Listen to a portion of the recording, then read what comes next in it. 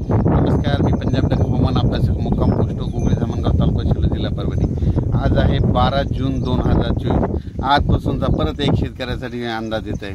सर्व शेतकऱ्याला सांगू इच्छितो की राज्यामध्ये आता 12 जून 13 जून आणि 14 जून दरम्यान आणि 15 जून दरम्यान दररोज भाग बदलत पाऊस पडणार आहे, म्हणून हा अंदाज लक्षात येतो।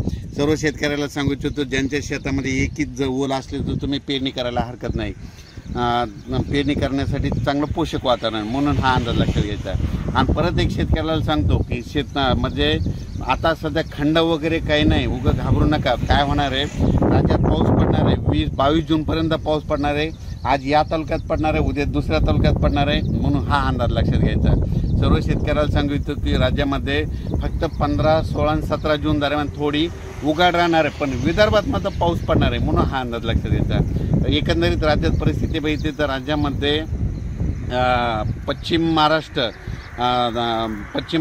मराठवाडा आणि तसेच या भागामध्ये 12 जून 13 जून 14 जून 15 जून दरम्यान ओढे नाले वाहतील तसं आणखीन एक पाऊस पडणार आहे। काही ठिकाणी वाहुणी पडणार आहे, मुसळधार, कुठं रिमझिम, कुठं पेंड वालता पाऊस पडणार आहे, म्हणून हा अंदाज लक्षात घ्या।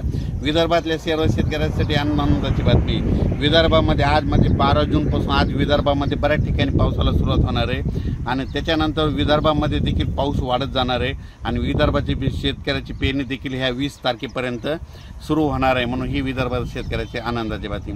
परत एक राज्यातील सर्व विभागावाईज घेतलं तर सर्वात पूर्व विदर्भात आज म्हणजे 12 जूनपासून पूर्व विदर्भामध्ये पावसाला बऱ्याच ठिकाणी सुरुवात होणार आहे। त्याच्यानंतर पश्चिम विदर्भात देखील 12 जून ते 22 जून दरम्यान दररोज भाग बदलत पाऊस पडणार आहे, म्हणून हा अंदाज लक्षात घ्यायचा।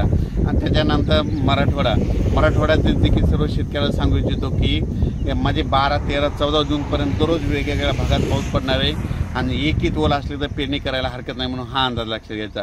ओल जर नसले तर पेरणीचा निर्णय घेऊ नये, म्हणून हे देखील लक्षात घ्यायचं। त्याच्यानंतर सांगायचं झालं तर सोलापूर, सातारा, सांगली, नगर, नाशिक, धुळे, जळगाव, त्याच्यात बुलढाणा, जालना, परभणी, अमरावती, अकोला, हिंगोली, वाशिम, नांदेड, लातूर, बीड या भागात देखील ह्या 3-4 दिवसामध्ये चांगला पाऊस पडणार आहे, म्हणून हा अंदाज लक्षात घ्यायचा।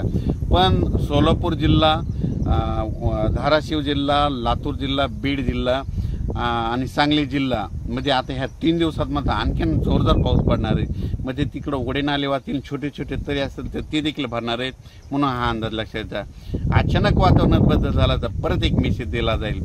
धन्यवाद।